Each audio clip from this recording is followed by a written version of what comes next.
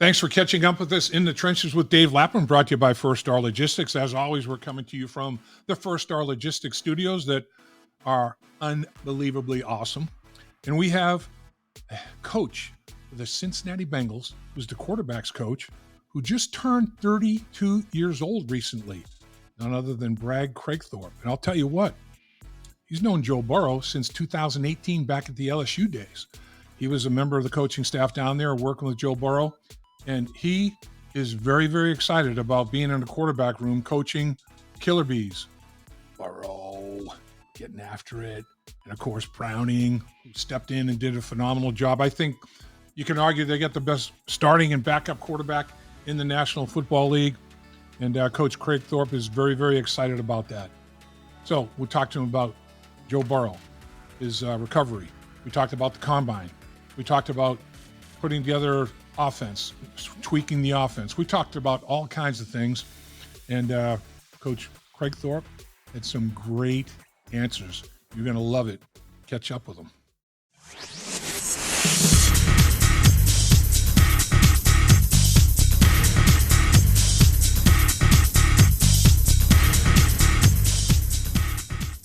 Made a great decision joining in the trenches with Dave Lapham, brought to you by First Star Logistics. Coming to you from our outstanding studios they provide us, which we are eternally grateful for, because we have a very, very special guest, quarterback coach Brad Kragthorpe. And I'll tell you, Coach, if anybody deserved a quarterback coaching position in the National Football League, it's yourself. You have paid your dues, as they say. That's something that Zach Taylor made mention of, and I think a lot of people feel that way. Congratulations.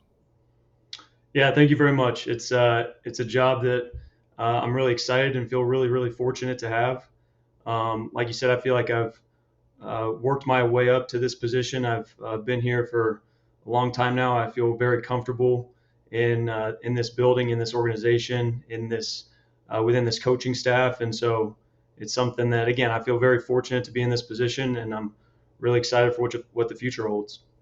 Kragthorpe family is a football family. Your grandfather, your father coached. Now you're coaching. I mean, 3 generations of Kragthorpes in the coaching profession. I mean, is it something you take great pride in? It is. It definitely is. Just thinking back to whenever I was growing up, getting to be around my dad whenever he was coaching, and my grandfather too, like you mentioned. And then I've had brothers that were in the coaching profession as well, and so it definitely feels like it's something that is in our DNA and something that we were, for lack of a better phrase, born to do. And it's something that I feel very fortunate and excited to kind of get to carry on the legacy. So when you guys are sitting around Thanksgiving turkey, I guess most of the time you guys are all coaching, you guys are all in the game of football. But when you're having family dinners and talking about the game of football, was it all from a coach's viewpoint, through a coach's eyes, basically? A little bit here and there. I mean, we all played too. Sure. Viewing the game through kind of both of those lenses, both as a coach and as a player. I mean, they're very similar, but yeah, I mean, to answer the question, I guess, yeah, there was a lot of conversation that revolved around football at the dinner table. And to the extent where I kind of felt bad for my mom at times, because it was just a bunch of guys that had a very extreme passion for the sport of football, the game of football, and we love to talk about it. So the little bit of time, or the time that you did spend working with the wide receivers, how much has that helped you, do you think, in your overall preparation as you geared yourself to quarterback coach in the National Football League? I think it was really beneficial. First and foremost, getting to work with a coach like Troy Walters was a big piece of my development as a coach. I consider him a mentor of mine, and learning from him, not just about coaching the wide receivers, but just coaching in a number of different ways, how to reach guys on different levels, how to provide mentorship and really develop young men, not just the player, but the people. So that's something that I felt really fortunate to get to be around. And then, yeah, just viewing the game through a different positions lens. I've worked with the receivers. I've worked with the tight ends at other points in my career as well. And so I think just viewing the game through different lenses is really beneficial at the quarterback position, you have to know what everybody's doing, from the offensive line to the tight end to the running back to the receivers. I think that's a critical part of playing quarterback, is making sure that everybody's on the same page and understanding what their jobs are. And so viewing the game through those lenses, I think for myself was very beneficial. And I think it's something that I can kind of translate and bring into the quarterback room as I coach those guys as well. The fact that there's so much continuity and consistency within the coaching staff of Zach Taylor, and it's obviously intentional. Dan Pitcher moves up to coordinator. You move up to the quarterback coaching position. You guys have been working together for a good bit of time now. I mean, you guys can probably finish each other's football sentences. I mean, how big of a plus, how big of a dynamic is that in your favor? It's a huge dynamic. It's something that I was really happy that, first and foremost, I was really excited for Pitch and for Callie to get the opportunities that they were getting through the interview process this offseason. But I was really happy that it played out so that Pitch was able to stay here in Cincinnati and Brian was able to get his head coaching opportunity. But just having guys like Pitch and like Zach, who have been in this position before, who have coached the quarterbacks at a very, very high level too. I think Pitch is one of the best quarterback coaches in football, and I think Zach is right there as well. And so being able to lean on those guys and maybe ask for some advice from them when I feel like I need it, or just having them in the room whenever it's necessary, I feel like that's a huge benefit to me. And then just like you said, the communication, and we've got it pretty streamlined at this point, just because of all the years we've spent together. We know how to communicate with each other. We know each other's likes and dislikes. And so just having that continuity and being together for that long, it serves a great purpose on our staff. So you've got a couple of quarterbacks, the killer bees, as I call them, are Burrow and Browning, and a lot of estimation of a lot of people, I should say. I mean, you could argue you got the best quarterback and the best backup quarterback, in the National Football League. I mean, Jake Browning stepped up. He showed that he was ready and capable and executed at a very, very proficient level. And of course, we all know what Joe Burrow's about. I heard you say, who wouldn't want to work with these guys? I mean, that's got to be an exciting thing for you. It's very exciting. Not many people get the opportunity in their first position coaching job in the NFL to work with the caliber of players that Joe and Jake are. And like you said, I mean, everybody knows about Joe. Everybody knows about the success that he's had and what an incredible player that he is. But I was really excited for Jake to get to show his skill set and be able to come in less than ideal circumstances. I mean, that's a tough situation for a backup quarterback to come into when your franchise quarterback goes down with an injury like that and is going to be out for the rest of the season, and you're still in the thick of a playoff hunt.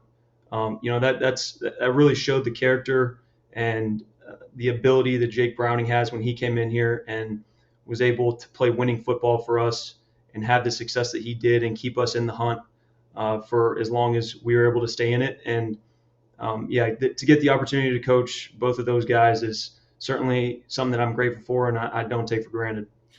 Joe Burrow better than anybody in the organization. You were with Joe Burrow at LSU in the collegiate days.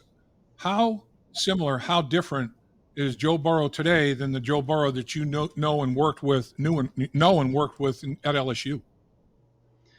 Not very different. He's the same guy, and that's one of the things that makes Joe so great. Is he's a very consistent person. He's genuine. He's authentic. He's the same guy every single day, and it's been that way since the first day that I met him in July of 2018, whenever it was at LSU.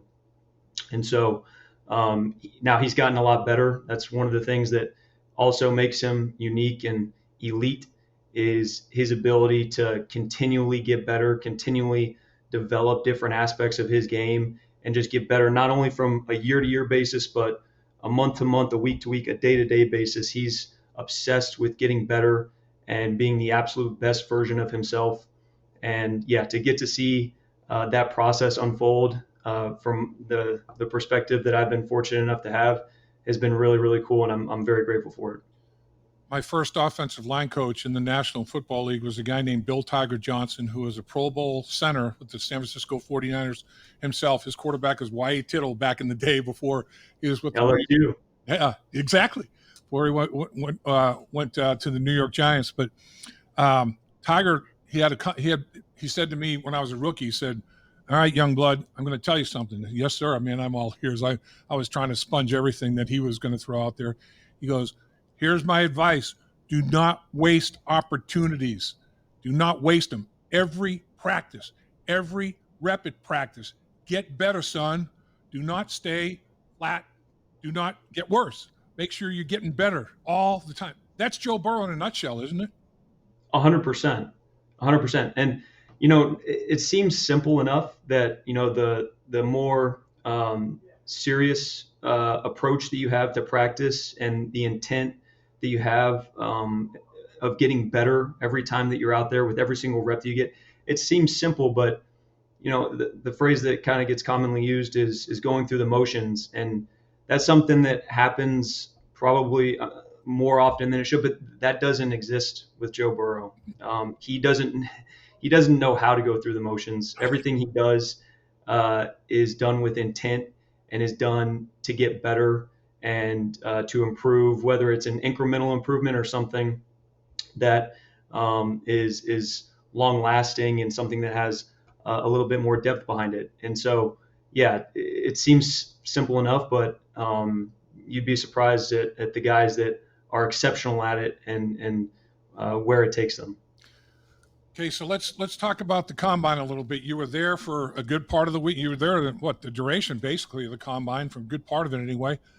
Not in the market necessarily for a high draft pick at the quarterback position for reasons we've already talked about.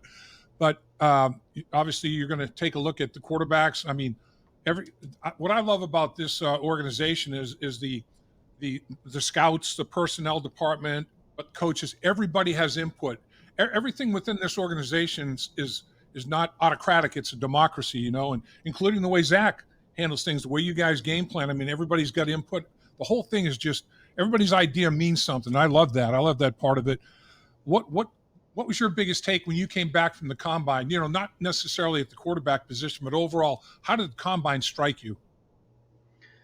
I think this is a really talented class. I think that, speaking about the quarterback specifically, I think that this is a really impressive group. I think there's talent from the top to the bottom. And it was, I really enjoyed getting to talk to those guys and get a feel for their personalities and who they are as people. You can watch the tape and understand who they are as players.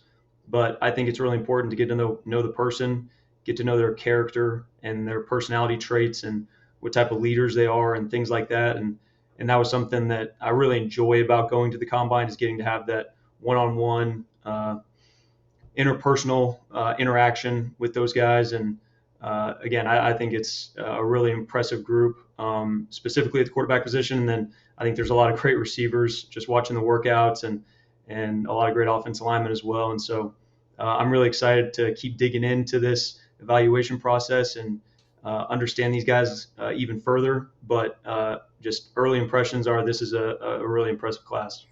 Yeah, I mean, the receiver Xavier Worthy from Texas runs a 4.21. I mean, okay. I bet during his workouts in training for the combine, he probably ran a 4.19. He probably went sub 4.2. You got to figure probably next year somebody's going to break 4.2. I mean, it's going to happen sooner rather than later. All they have to do is chop off 0.2 of a second. I mean, these guys are crazy. He's got a teammate at Texas, 44 pounds heavier, that runs a 4.34. I mean, my gosh, this is the size speed ratio of these athletes. And then I'm watching the big guys like you talk about, the offensive linemen. I mean, these tacklers are 325, 330 pounds, and they're changing direction, moving like somebody over 100 pounds smaller. It's just phenomenal to watch these genetic freaks. It really is. It is. I mean, it's impressive. Like you said, I mean, Xavier Worthy run the 4.21. Shout out to John Ross. He held that record for a long time. Right. It's kind of sad to see it get broken. But across the board, I mean, it feels like these guys get more and more athletic every year. They get bigger every year. And so, credit to those college programs that are developing those guys the way that they are, because like you said, it feels like they just continue to get more and more impressive each and every year. Is it fair to say still that the combine? I mean, you've got quite a few head coaches decide not to go, general managers decide not to go, but I mean, in my mind, the combine has turned into the two M's: medical and meetings, and that's interviews and getting to know the guys like you were talking about. And Caleb Williams decided that I don't want to do the medical; I'll do it at my pro day. But the medical is still a big part of it, isn't? Is that a very, very important part of what you guys are looking to try to do? Is as much medical information as you can get, as well as diving into the personality of the player? Yeah, I mean, the medical portion of it might be a better question for Duke and our scouting staff than myself. Sure. I mean, yeah, it's something that you look at and you want to make sure that everything's clean from that standpoint. But yeah, I'm more interested in the one-on-one interview that you get to do with the guys and the interpersonal interaction that you get with them. And again, just getting a much better sense. You do a lot of that stuff on Zoom after the combine and during the pro days and everything that kind of leads up to the draft from this point on. But I find a lot of value still in getting to sit down with them in person, and you get a better sense in that setting, I think. And so that's probably the part of it that I value the most. But I know that there's a lot of value that's placed on the medical portion as well. I mean, when you look at the positions that you talked about, I mean, they're saying 5, maybe 6 first round quarterbacks. How many first round wide receivers? I mean, it could be another half a dozen. How many first round offensive tackles? There could be another half a dozen. How many first round edge guys? Maybe another half dozen. I mean, at 18, something is going to be there. And honestly, my own personal wish would be Brock Bowers to be there. I'd love to have Brock Bowers be there, but I mean, something. If not Brock Bowers, I'd love to have one of those big boys there. At the offensive tackle position. There's going to be a good football player at number 18, isn't there? I think so. Yeah. Again, probably a better question for our scouting department, but yeah, I think that there's a lot of depth in this draft class, and I think that all the way into and through the second round, I think you can find some really, really quality players. So yeah, to say that there's a good chance that you can find a great player at pick 18, yeah, I'd say that there's a high likelihood of that. Number 9, directing the offense, Chase over there at one receiver position. T. Higgins has now been tagged. People are talking about tag and trade. I love Duke Tobin's comments. We don't do that to make other people better. We do that to make ourselves better. I mean, you have a talent like T. Higgins, you try to keep him in the building and run it back again. I mean, that could be, man, and that's why I guess I fantasize about Brock Bowers. What a trio, what a dream trio that might be. But obviously, Brock Bowers isn't Bengals property at this point in time. In fact, there's not a tight end under contract as we speak right now. But that's going to change obviously quickly. But I know Joe and Jamar and T have a special working relationship, don't they? They do. Yeah. I mean, it goes back obviously for Joe and Jamar back to their college days at LSU. They were able to form a great bond there over those 2 years. And then, T being drafted in the same class as Joe. They came in together as rookies, which is a valuable bond in its own right. And they've really grown up together in the NFL, and then add Jamar to the mix the next year. And yeah, those are 3 guys that have a strong relationship with each other, both on the field and off the field. And yeah, we're looking forward to having it continue as long as we can. So the Super Bowl ended, and then the combine. Now there's free agency, and then you have the draft. And during all of that, as you're getting all that done, you're also meeting and talking through tweaks, adjustments. Really like this. How about this with this formation? All the things that you do in the off season. Man, how is it a mix of all of it, or is it during the course of the week? Do you individually or and collectively as a staff? Okay, Monday is this, Tuesday is this. How does that work during the course of the off season? It's a mix of all of it. Like you said, you're kind of intermittently going back and forth between evaluations on whether it's, like you said, free agent prospects or college draft prospects. And then you're also mixing in some scheme evaluation, whether it's our own stuff or it's stuff around the league that we're studying from other teams. And so I think that Dan Pitcher does a great job of assigning those duties and kind of setting the table for how he wants our offseason to look as an offensive staff. And we really just follow his lead, and we're getting a lot done. I can tell you that. The meetings that you guys have, Zach, Dan, yourself, and then the quarterbacks, the Killer Bees, and whoever else will be part of that process. That room must be just phenomenal. I would love to be a fly on the wall because I love football. Listening to you guys as a group talk about football and talk about what you're going to do and why you're going to do it and how it's best for the football team and how you come to the decision-making process of that. That fascinates me. I mean, putting together a football team fascinates me. But then putting together a structured plan how to best take advantage of that team that you put together fascinates me as well, man. Those meetings must be awesome. Yeah, they're a lot of fun. Like you said, with all those guys in the room at the same time, that's a lot of really smart football minds. And so, yeah, there's a lot of high level conversation that goes on.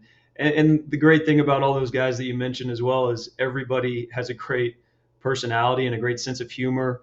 It never gets too serious or, it's always a light conversation. And it's always, everyone really enjoys being around each other. And so that's something that I don't think you can take for granted. I don't think that's always the case in the quarterback room around other organizations and in football. And so I think that's something that is really special about our place. And we've got a lot of really impressive people in this room. That's for sure. And I think you make a great point there because there have been teams around the league that have had quarterback rooms where there was friction, going on and not the greatest dynamic between players or players to each other, players to coaches, coaches to players, whatever the case may be. And man, it's like in any business. I mean, if you're a salesman, you don't get along with your sales manager and you're in sales meetings with them. I mean, it's like, this isn't a good place to go every day. But if everybody's, in concert, man, you driving down the road and you can't wait to get to work. It's like, let me get there. And that sounds like what you guys have going on. It's like everybody is just trusts each other, respects each other's knowledge and everything about the game. I mean, that's got to be just really healthy. Yeah, it is. And it's something that Zach has cultivated here in our organization. It's something that he talks about all the time. It's something that he preaches is that he wants us to be a connected team. And I think you see that. Everybody really enjoys coming to work every morning and really enjoys being around each other. And there are enough hard things about this profession, about this sport at this level. And so being around each other can't be one of those things. And so we really enjoy the group and enjoy all the conversations and everything that goes into playing the quarterback at a high level. We enjoy everything that goes into that, including just the conversation, both about football and maybe not about football that we get to have in this room. Not only the early rounds of the draft, how about the middle rounds and even the late rounds of the draft and even college free agency? I mean, that's always a big thing. The Bengals send the coaches out to recruit. They'll hit the road and recruit college free agents and establish that relationship, really early on as well. Does this draft? I know in the early stages there's a lot of players there. I mean, it's going to spill into at least a couple of rounds of highly regarded players. Is it filtering out to be pretty deep in the middle and late rounds as well? Yeah, I think so. Yeah, and like you said, we get the opportunity as coaches to go out to a lot of pro days and visit with a lot of college coaches and see those guys in person. And I think that's really valuable. I think you get a much deeper evaluation on guys whenever you're able to go see them in person and talk to them in person and sit down with them, take them out to lunch or dinner and really get a great feel for them. And then, our scouting department does an incredible job of, taking our opinion into consideration and valuing it. We use a collaborative effort between our scouting department and our coaching staff when it comes to the draft evaluation process. And I think that is something that's been really beneficial for us and something that we're certainly thankful for as a coaching staff. Coach, appreciate you carving the time you carved for us this morning. I don't want to abuse the privilege here. And all I can say is congratulations. I mean, at You're in your early 30s, aren't you? What are you, like 32, 33 years old? I just turned 32 on Saturday. Gosh, 32 years old on Saturday. Okay, I guess, how are you tracking to your goal earlier than anticipated, right on schedule? I mean, not that it matters, you're where you want to be, but I mean, could you envision this at the age of 32 years old being a quarterback coach in the National Football League? It's not something that I really think about too much. Right. I've always tried to work really, really hard, and I've been really fortunate in my career so far. But I just try to do the best job that I can at whatever job is given to me, and whatever happens from that point happens. And again, I just feel very fortunate that I've gotten to be here with the coaching staff and the players that we have here, and I'm really excited about what's to come in the future. I know everyone holds you in high regard in the organization, be it, front office, coaches, players. You've done a heck of a job. Congratulations, a well-deserved opportunity at the quarterback position. Thanks for carving time for us and catching up with this. And I know there's a very proud Grandpa and Papa Kragthorpe out there, man. That's no doubt about that. Appreciate your time, Coach. Yeah, absolutely, Dave. I appreciate you having me on. You're the best. Thank you. Dave Lapham here, and every day I am grateful for my experience to have played professional football.